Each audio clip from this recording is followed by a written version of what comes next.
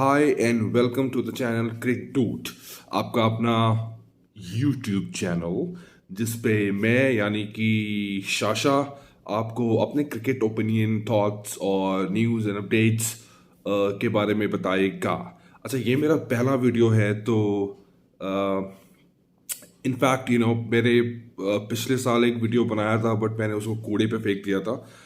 I was a little nervous and I was not sure if this is the right time, but hey, अब मेरे को video बनाना ही था, मेरे को cricket के बारे में बात करनी ही थी, so here I am. I want to start talking about cricket and cricket related news and updates इस चैनल पे आप लोगों के साथ। मैं क्रिकेट का हमेशा से ही बहुत बड़ा फ़ैन रहा हूँ। 1996 is the year when I started watching cricket and since then there is no looking back. A big fan of cricket and आज ये मेरा पहला वीडियो है एंड होपफुली मैं आगे भी कंटिन्यू करूँगा और वीडियोस अपलोड करूँगा, शेयर करूँगा। ओके, सो ये हो गया बैकग्राउंड।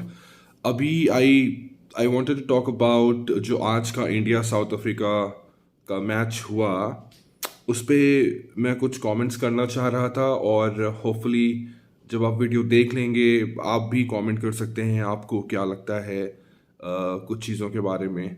सबसे पहले तो मुझे टीम सिलेक्शन पे बात करनी है। जितना कि मुझे याद बन रहा है, याद आ रहा है, पिछले जो ओडीआईज मैचेस हुए थे इंडिया के, उसमें जहाँ तक मुझे याद आ रहा है सूर्य कुमार यादव भी खेले थे, दीपक चहर भी खेले थे। आई एम नॉट श्योर कि हमने उनको क्यों इंक्लूड नहीं किया, बट अगेन ये ठीक है, सिलेक्शन कॉल है। वेंकटेश अय्यर को उन्होंने खिलाया, तो आई एम अज्यूमिंग कि जब आप लेट्स से सूर्य कुमार यादव जैसे खिलाड़ी को आप बाहर रखते हो और वेंकटेश को अंदर लाते हो टीम में, तो आप ये अज्यूम करते हो कि आपको एक एक्स्ट्रा बॉलिंग ऑप्शन चाहिए because Iyer can also spin the ball, right. थोड़ा बहुत आईपीएल में उन्होंने बॉलिंग करी है, बैट्समैन ठीक ठाक हैं अभी। देखना है आगे इंटरनेशनल स्टेज पे क्या करते हैं, कैसे करते हैं, बट मैंने जो देखा कि उनको सिर्फ बैटिंग करवाई गई, उनको मतलब बॉलिंग तो बिल्कुल उनसे करवाई नहीं गई मैच में। I don't agree with that. I think अगर आपने उनको उनको टीम में रखा है ताकि एक्स्ट्रा बॉलिंग ऑप्शन रहे तो कुछ ओवर्स करवा के देखने चाहिए थे, स्पेशली उस टाइम पे जब साउथ अफ्रीकन इनिंग्स में वो एक लंबी पार्टनरशिप हो गई थी। आई डोंट रिमेंबर जो बल्लेबाजों के नाम थे, लेकिन तीन विकेट उनके कम स्कोर पे हमने गिरा दिए थे और एक लंबी पार्टनरशिप उसके बाद उन्होंने स्टिच करी। और उस पार्टनरशिप के दौरान आई थिंक केएल राहुल के पास ये ऑप्शन था कि वेंकटेश अय्यर को एक बार ट्राई कर लेते, 2-3 4 ओवर्स करवा के। तो एक तो I am sorry, excuse me, acidity I tell you. Anyways, तो ये वो वहाँ पे थोड़ा सा टैक्टिकल थोड़ा सा मिस्टेक हुआ मेरे ख्याल से। दूसरा मुझे ये लगता है कि बॉलिंग पे आते हैं। बॉलिंग पे तो पिच तो देखो ठीक ठाक थी, पिच में बॉलर्स के लिए वैसे कुछ बहुत ज़्यादा था नहीं। थोड़ा बहुत विकेट्स आप ले सकते थे, बट ओवरऑल आप देखो तो बैटिंग पिच ही थी। दोनों टीमों ने 250 से ऊपर का स्कोर किया। तो बॉलिंग पे अगर हम आए तो जसप्रीत बुमराह को छोड़ के मुझे कोई इफेक्टिव या शार्प नहीं दिखा, टू बी ऑनेस्ट। और भुवी यानी भुवनेश्वर कुमार को लेके I am actually not very confident. And again I know that Bhuvi is a very experienced bowler और पिछले कुछ सालों से वो खेले हैं, but because of his injuries जो उनको हुई हैं पिछले 2-3 सालों में, I don't think that he is the same bowler what he used to be a few years ago. 2017-18 तक, 19 तक वो जो बॉलर थे, आई डोंट थिंक अब वो वैसी बॉलिंग कर पा रहे हैं। He is looking a little short of confidence, और वो पैनापन नहीं है उनकी बॉलिंग में, जहाँ तक मुझे लग रहा है, और एंड आई एम श्योर आप भी अग्री करोगे, राइट? तो बॉलिंग में I think they need to try some other options. अब इस टूर में पॉसिबल हो पाएगा नहीं हो पाएगा, मुझे देखना पड़ेगा ओवरऑल जो टीम सेलेक्ट हुई है ओडीआई मैचेस के लिए, उसमें क्या ऑप्शंस हैं। But we need to find someone जो बुमराह जैसा हो या वैसी ही शार्प बॉलिंग कर पाए। Shardul Thakur again, I know test matches में उन्होंने कुछ क्रिटिकल मोमेंट्स पे विकेट दिलवाए हैं हमें, but somehow I don't feel, I don't find him uh, very useful in the ODI setup. Batting ठीक ठाक कर लेते हैं, कभी 30-40, 20-25, 20-30 रन बना लेंगे वो, उसमें कोई डाउट नहीं है। टेस्ट मैचेस में भी ओडीआई में भी ठीक ठाक बैटर है, बट ठीक ठाक ही हैं। बॉलिंग में I am not sure, let's see बाकी के 2 मैचेस अगर वो खेलते हैं शार्दुल ठाकुर, तो उनकी वो मैचेस कैसे जाते हैं वो देखना पड़ेगा। सो बॉलिंग में थोड़ी सी शार्पनेस आनी ज़रूरी है। बैटिंग में देखिए, एक वक्त था जब India was definitely in the match, right?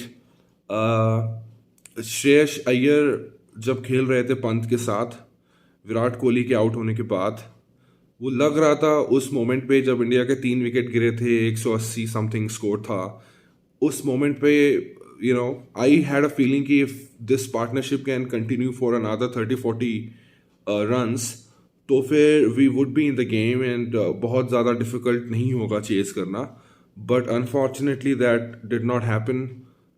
Shreyas Iyer थोड़ा सा, I would say, that was a soft dismissal, थोड़ा सा मतलब ऐसी कोई बॉल जो थी वो बहुत अच्छी नहीं थी। बॉल थोड़ी, जो बॉलर था साउथ अफ्रीकन, उसने थोड़ी शॉर्ट बॉल डाली थी, एंड श्रेयस उसको चेस करने के चक्कर में उनका ग्लव टच होके कीपर के हाथों में गई वो बॉल, तो वो थोड़ा सा अनलकी डिसमिसल था मेरे पॉइंट ऑफ व्यू से क्या, बट वो अनलकी डिसमिसल ही था, उसको सॉफ्ट डिसमिसल ही बोलेंगे। ऐसा नहीं था कोई अच्छी खतरनाक बॉल आ गई, यॉर्कर आ गई, इन स्विंग आ गई, तो that was not the case. तो 1-2 मोमेंट्स पे कह सकते हैं, अगर वो श्रेयस का ग्लव टच ना हुआ होता, एक्सक्यूज मी, अगर श्रेयस का ग्लव टच ना हुआ होता तो शायद हम गेम में होते, बट वो इफ एंड बट का गेम तो है नहीं। थोड़ा सा केयरफुल रहना पड़ेगा। अभी देखिए, इस टूर का पहला मैच हम जीते थे, ये बहुत ध्यान देने वाली बात है। पहला मैच हम जीते थे, टेस्ट मैच, और कंसिडरिंग कि साउथ अफ्रीका की ये उतनी स्ट्रांग टीम नहीं है, बहुत सारे प्लेयर्स रिटायर हो चुके हैं, तो पहला मैच जीतने के बाद बहुत ही ज़्यादा एक्सपेक्टेशंस थी कि इंडिया टीम दूसरा तीसरा टेस्ट मैच जीत के सीरीज भी जीतेगी, बट वो हुआ नहीं अनफॉर्चुनेटली। कहीं ना कहीं बॉलिंग में जो एक्सपेक्ट करते हैं हम उतने विकेट्स नहीं ले पाए, और जो बैट्समैन थे हमारे, उन्होंने भी उतना बड़ा स्कोर खड़ा किया नहीं पिच को देखते हुए।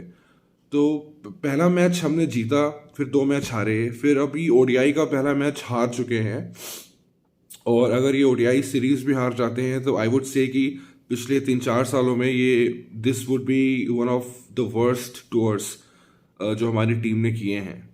क्योंकि पिछले 3-4-5 सालों में मैंने देखा है, बाहर हम जब भी गए हैं हमने अच्छा किया है, अच्छी फाइट दी है, तगड़ी फाइट दी है।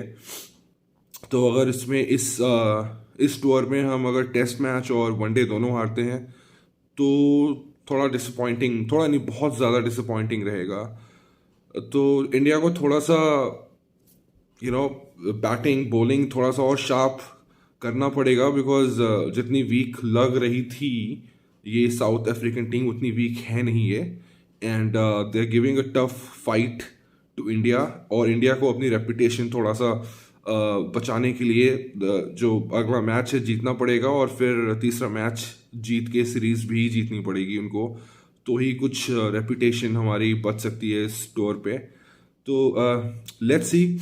आप प्लीज़ आप बताइए कमेंट्स में कि आपको क्या लगता है इंडिया कहाँ पे मैच हार गई, या सिलेक्शन में कहाँ गलतियाँ थीं। आप बेझिझक होके मेरे पेज पे इस वीडियो पे कमेंट डालिए। वीडियो अच्छा नहीं लगा तो भी बता दीजिए। अगेन मेरा पहला वीडियो है, सो मैं तो यही डर रहा था कि मैं क्या बोलूँ कैसे बोलूँ, बट फिर मुझे लगा यार क्रिकेट पसंद है तो क्रिकेट पे बात कर सकते हैं ना। ऐसा ज़रूरी तो नहीं है कि मैं कुछ बोलूँ तो वो हमेशा ठीक ही होना चाहिए। तो वो फिर डर मैंने निकाल के आई डिसाइडेड कि I would start posting my videos. तो कोई बात अगर ठीक नहीं लगी हो तो आप कमेंट करके अपना व्यू रखिए, अपना कमेंट रखिए, और फिर उस पर हम बात करेंगे। और लेट्स सी नेक्स्ट मैच जब ख़त्म होगा उसके बाद हम दोबारा एक वीडियो करेंगे, मैं करूँगा, डालूँगा, फिर उस पर भी बात करेंगे। तब तक के लिए थैंक यू सो मच जो भी देख रहा है। और बिकॉज पहला वीडियो है, हो सकता है कोई भी ना देखे तो कोई भी नहीं देखेगा, उसके लिए भी थैंक यू। और हम जल्दी मिलेंगे। क्रिक डूड की ओर से टाटा, बाय बाय, नमस्ते।